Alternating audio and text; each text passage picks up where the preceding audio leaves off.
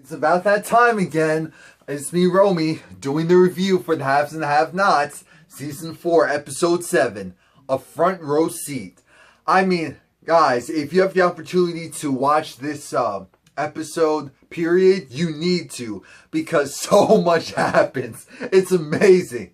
Absolutely amazing. So, we start this episode off with where it left off with David and Maggie Day getting it on. They're pretty much finished at this point, and David's trying to leave, and Maggie's doing her whole desperate woman routine of, no, David, stay. And I'm like, Maggie, how are you still thirsty after you had sex with him? What's going on there? Come on now. And David's just like, yo, I have to go. It's like, I still love my wife. She's like, how are you still devoted to that woman? How are you still devoted to that woman? Well, because I love her. And so David's trying to figure out how in the hell did those pictures come out of his wife. How the hell were those pictures released? Who did it? We know Maggie did it. She hired the private eye to tail Veronica. Now David doesn't know that, and she doesn't tell him. She goes and says, oh no, David, don't go, don't leave. And he was like, look, if I find out that you were the one to set this whole thing up, because he realizes that she slips up and she says that you see that they were in the car. They're in the car. And it's like, how do you know they're in the car doing this? It was like, well, look, you can see from the angle, you can see the steering wheel. You cannot see the steering wheel in this picture. He's like, I can see the sliver of the steering wheel. The sliver of the steering wheel. Maggie, come on now. Come on now. So David's just saying, you know what? You're not going to tell me? So who's the guy? Who's the guy? I don't know who the guy is. It's like, so that's why you took me to the tow yard. That's why you took me. You ain't slick. I know what you're doing. If I find out that you had anything to do with this, I will be done with you. I'll never speak to you again. I'm like, all right. Okay. So we're back in jail, and Catherine's over it. She's just like, damn, how long are we going to be in here for? How long is this going to take? And Jim's just like, look, I don't know what time it is. How the hell am I supposed to know what time it is? She's like, oh, you think it's Monday morning yet? Well, is it Thursday? Is it anything? And so it was just like, Jim was trying to make fun of Veronica for what happened with the paper, of course, with them finding out that Veronica was a hoe and cheating on her beloved husband. Catherine's like, yo, it's not a big deal. I do it all the time. It's not a big deal. Come on now. Stop the foolishness. Jim's just like, oh, so you really don't think it's a big deal? It's like, Jim, stop it. Stop it. And so they're just like, you know, Jeffrey isn't going to testify. He isn't going to do anything to me. You're crazy because I am his the person who's representing him. So since I wasn't there to represent him, anything that happened is null and void. I'm like, oh, that's what you think. Jeffrey has immunity, so he's all good. And he's going to testify against you. You need to watch your back. You need to watch your back.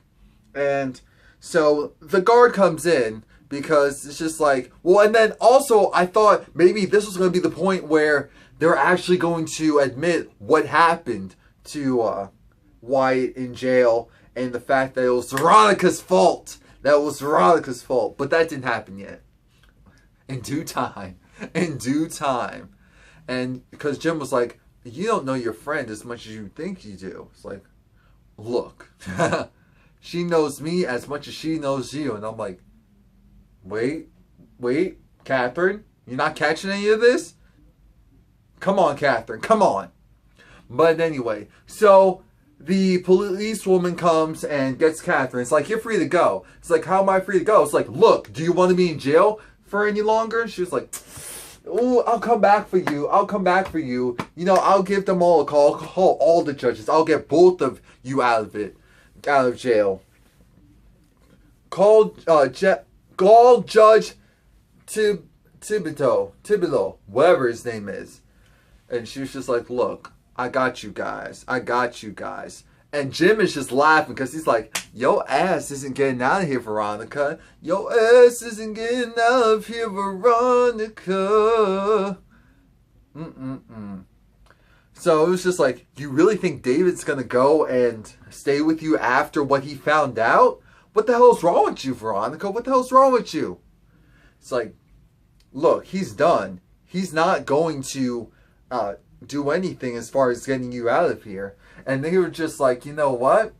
Go to hell. You trifling, go to hell.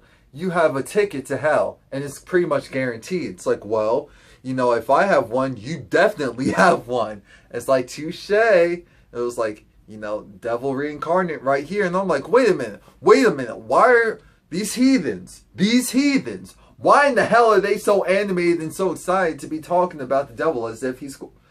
I'm done with them. See, that's why they... Anyway, so Catherine's calling every judge that they know, and no one's picking up. She finally gets a hold of this one guy, and he's basically telling her, you know what? I know Jennifer had you in there all weekend, okay?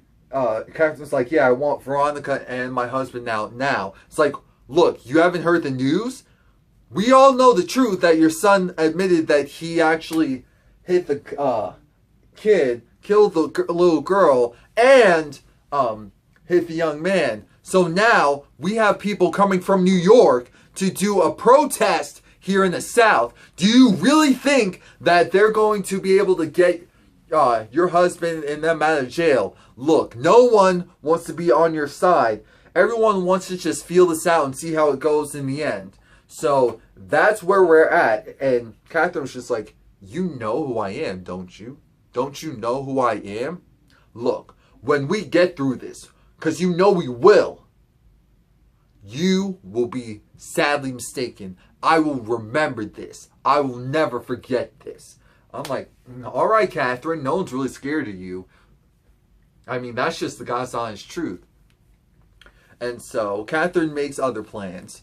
So Candy has her girl come, and her girl gives her the $500 that Benny gave her in order to take the car off his hands. And she was like, wait a minute, so why did you take $500 from my brother? It's like, well, he gave it to me because of the car. He's like, he didn't feel right from getting that type of car from me without giving me something. So it's like, here you go. It's like, okay, so this is where her girl comes in. And remember, this is the girl that sold Benny the car to give to Hanna. I must say, initially I was feeling her for about 2 seconds, and then I realized, oh crap, she's an ish starter. She's an ish starter to the thousandth level. I can't with her. She's the type that, it's like, but, you know, she is smart. She is smart. She's like Candy, but her judgment isn't clouded. It's not clouded. So she essentially walks Candice through the maze of her life, and it's like, look, girl, I need your help. I need you to get this guy. His name could be Oscar, it could be Billy, it could be Sam. I don't know. He marked me, he got me, and it was for a lot. I'm not telling you what and how, but it was for a lot. I mean, he played me. He played the hell out of me. If I was an instrument, he would have banged, plucked, rubbed, you name it. That's what he did to Candice, and it worked. And so her girl's just like, ooh, girl, it was from the start. You don't realize it, but it was from the start. It started with, actually, you tell me, where did it start with? So she's just like, it was Jim Cryer. And it's like, no, Jim Cryer is at the top of the echelon. He's not the type to go and drag stuff out. If he wants you dead or wants something done to you, he'll do it quickly. And she's like, yeah, you know what? You're right. You're right. And I'm like, wait a minute. Why does everyone seem to know so much about Jim? Is Jim like a mark in general? That's what I'm trying to figure out. But aside from that, so she starts to connect the dots. It was like, come on, Candice, you're good. We're going to figure this out right now. And I was so happy because Tyler could have gone and stretched this whole thing out into a whole nother episode. But he was like, no, we're giving you a full hour of content. And I appreciate that. So it was like, okay, how'd you meet this Oscar character at a hotel? It was like, okay, so who's at the hotel? It was at a bar? At the bar at the hotel? Yeah, Landon. This guy showed me his phone. Landon! it was Landon. Landon was involved. But it was like, no, it couldn't have been because, you know, Landon's her gay best friend or her new Judy. So there was no way that Landon could have done it. But yeah, he was involved. It wasn't just him. He was still too low on the totem pole. Too low on the totem pole with Maggie Day. It was a conspiracy. So Landon was involved because Landon went and did this search about this guy and gave me some stats. But I couldn't find anything about him when I actually searched myself. And I knew that something wasn't right because I couldn't find a damn thing about him. And so then he talked about how he had all these investments and the TV came on right on time in the hotel room. So that means that he had big connections because in the hotel room, the TV had his investment that he apparently closed a huge deal on. And so then that made me feel comfortable with investing money with him, and I put in my contact information, and it was only $50,000. But we also went on his private plane. His private plane. The pilots, no, they were all in on it. They were all in on it. All of them. Oh my gosh! And I'm just like, damn. Shout out to this new girl. She was a linchpin because she was the one to help Candice figure out, you got marked, you got played, this is what you're going to do. Now, it took a turn for the worse because Candice started to think the child welfare lady, oh, I think the girl's name's Erica, who's helping Candice out figure this out. Erica, the child welfare lady got me. She was involved with this too because I trusted him enough to go and put in my banking information so that he could transfer money over into my bank account to show proof that I had the money on deck as leverage so that I could get my son. And then that's how he took the rest of it.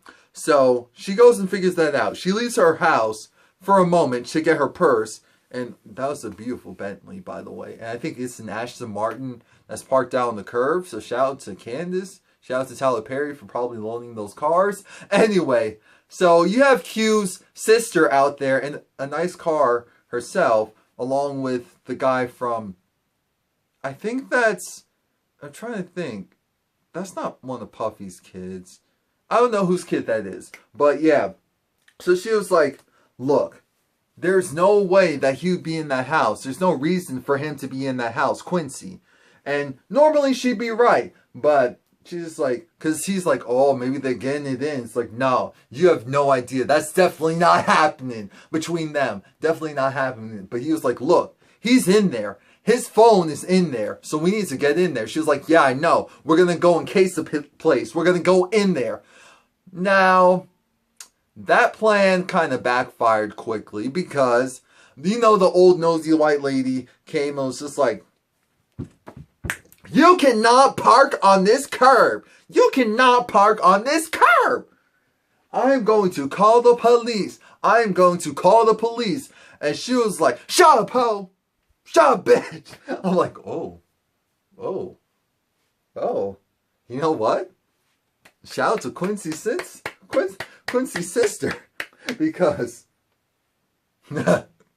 she said what we all were thinking, so shout out to her. But she was like, okay, I know we have to leave because she's calling the cops. And you know, the woman got on her phone and just called her son. She was like, this girl, these people in this neighborhood, you know I didn't want them in there in the first place. And so they were parked on my curb, and this girl called me a bitch. She called me a bitch.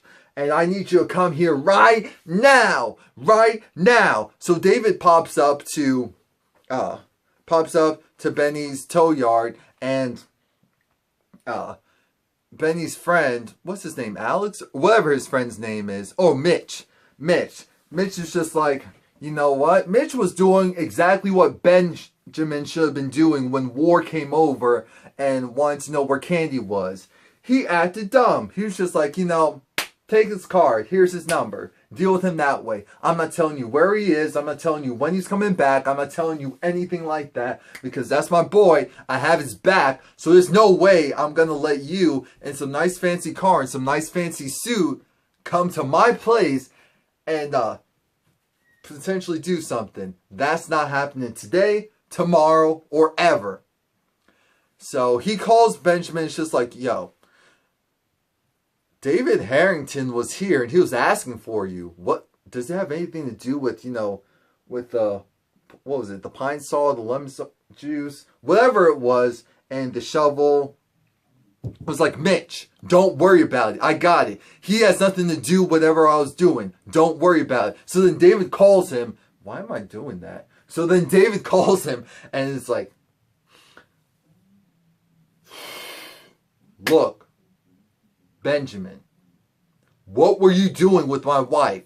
Why were you there with my wife? Were you having an affair? It was like, I don't know what you're talking about. You know Benny can't lie to save his life. She's like, I don't know what you're talking about. I don't know what you're talking about. And it was like, I'm going to find out. It's like, yo, I have no idea what you're talking about. It was like, did you get money? What money? What money? What are you talking about? I wanted to meet with you today. Meet with me. All right. Yeah, that's not going to happen. I'm doing stuff. See ya. So, that's going to be interesting because they do actually meet up. So, I can't wait to see that. So, Jennifer comes in, to start trouble again. And she's just talking about how, well, guess what, Veronica? David isn't going to help you. You know why he isn't going to help you? Because David was already taken out. You know by who? By Maggie Day. And they are screwing. And I know, and she's like, what are you talking about? It's like, of course I know what I'm talking about. How wouldn't I know what I'm talking about when David and Maggie Day went back to the hotel together? And I'm like, Veronica, you messed up. You done messed up. You done messed up. Jennifer's trying to tell you that your son is going to be going against you in the court case, and here you are acting like everything's peaches and creams to put on a tough front. But you, Jim, and yourself are both screwed, and I can't wait to see that. So Hanna gets back to the house, ready to get back to work. She really has no idea what's going on, and so she sees Wyatt, and he's knocked out. Apparently he paid some prostitute, and the prostitute's just on their phone like, yeah, saw. Anywho, he passed out like this, so I'm not going anywhere until I get some money, my money. And so Hannah's just like, you know what, screw you, screw this. She gets some water, pours it on, what's his face, Wyatt, and wakes him up. Tells the little girl, she was like, little girl, get your ass out of here. And then Wyatt reinforces that and it's like, watch, I'm going to come back with my pimp. So I'm like, oh gosh, there's going to be another person coming to this house. Why? I almost said black person. Oh, I feel like the pimp's black. I don't know why, but I feel like the pimp's going to be black. I don't know why. So Hanna goes and it's like, put on some clothes. Put on some damn clothes. Go upstairs. Wash yourself. You're a mess. Your mom doesn't want you smoking in the house. What the hell are you doing? And Wyatt's just like, you're really dumb, aren't you? You're so dumb. Why are you here? Why are you still here? What the hell's wrong with you? What are you thinking? Look, you're being played right now. You don't even know it. You don't even know it. You don't even know it. And the funny thing is you're so dumb, you just can't accept what's really going on. Hanna, I killed him. No, not killed him. I killed her. I hit him. You really think that when I came home it was because I was high and that's why everyone was freaking out? Come on now. You know the truth. You know what happened. You know what happened. And she was just like, and I'm thinking to myself, before I go any further, why the hell is it that Hanna can pretty much forgive almost everyone else, well, except for Quincy, except for Candice? It's like, this guy actually hit your son and killed that little girl, and you grew attached to that little girl's grandfather, and you're going to go and still show more love and affection and forgiveness to him than to Candice? What the hell's wrong with you? Oh, Hanna. So Hanna goes off because Hanna is just like, once Wyatt keeps saying that, because he never just fully goes out and says it, but Wyatt essentially alludes to the fact that, yes, I did do it. I hit Benny. They covered it up. That's why they're in jail. They're in jail and they're not coming out. Sorry about that. Yeah. So Hanna was like, may God have mercy on your soul. And she was quoting Bible verse after Bible verse. Bible verse after Bible verse. I mean, she was going off. And I was like, get it to him, Hanna. Get it to him, Hanna. Come on, him with another one. Him with another one. Leviticus. Matthew. John. No, let me stop being a little blasphemous right now. But essentially, all the verses that she was quoting were talking about how, look, it's out of my hands. God's going to take the wheel. He's going to be in charge. And whatever comes your way will be fitting because he won't be able to protect you. And it's not about God's wrath coming on you. It's about you falling from grace. And because you're falling from grace and you're not willing to repent and forgive, well, not willing to repent, you will not be able to prosper. Everything that you do will turn to crap. Everything that you think you'll achieve or want in life, you won't be fulfilled. Your life will be empty. And Hanna is crying, and she even gets Wyatt to cry, because this is how it normally is. And this kind of pissed me off, because I'm like, this kind of felt like a stereotypical situation where the nanny or the maid has more influence or more control over the kids than the parents do. But in this case, this was needed, because Wyatt needed some type of reality check. And you can tell that he was genuinely hurt by the fact that Hanna was hurt. Now, Wyatt is very blockheaded, so it wasn't like he was going to go and get saved the next day. But at least you could tell that a human being's still in there. It's still in there, and at some point, he may do the right thing, but he has to reach rock bottom. He hasn't reached rock bottom yet. Let's see him lose all his money. Maybe that's when he'll do it. So, we get to, but that was the best scene. I mean, that scene itself, that's all I needed from this episode, because it was amazing, because I felt it. I was like, Hanna, do it. Take me to church. It is a Tuesday night, take me to church. Okay, so Candice invited the woman who essentially gave Hanna her son. And Candice didn't know that Hanna has her son. She also didn't know that Hanna was awarded custody of her son because of the fact that she wasn't able to, she left the hospital. And so then the judge deemed her unfit. Now originally, the social worker didn't say it like that, so Candice was ready to get on this girl's ass. But it got really interesting because remember, Candice is thinking that this woman is actually working with Oscar. And so she pretty much tries to get the woman to admit the fact that she's working with Oscar. And the girl isn't. As far as we know, she isn't working with Oscar. What actually happened is, again, everything runs even deeper because Oscar, the judge that awarded him the custody, is, of course, working with Jim Cryer. So because of that, it's like, okay, so everyone's in Jim's left pocket. What is going on? And Candice isn't having it. Candice was just like, if you're not going to tell me what I want to hear, I'm going to have to beat that at you. So she slaps her. Erica, which is her friend, slaps her. Candice gets on the floor and chokes her. And I'm just like, wait a minute.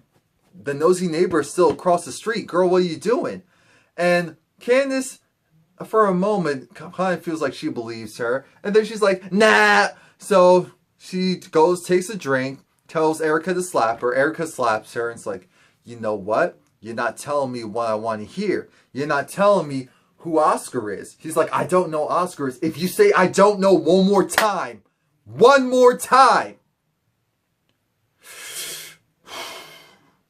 and so then she actually goes and starts to beat up the girl. So that's how the episode ended. I mean, this episode was fire.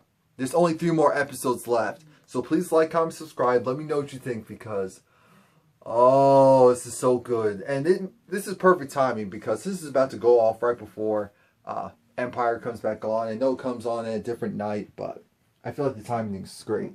Again, like, comment, subscribe. Let me know what you think. See you next week.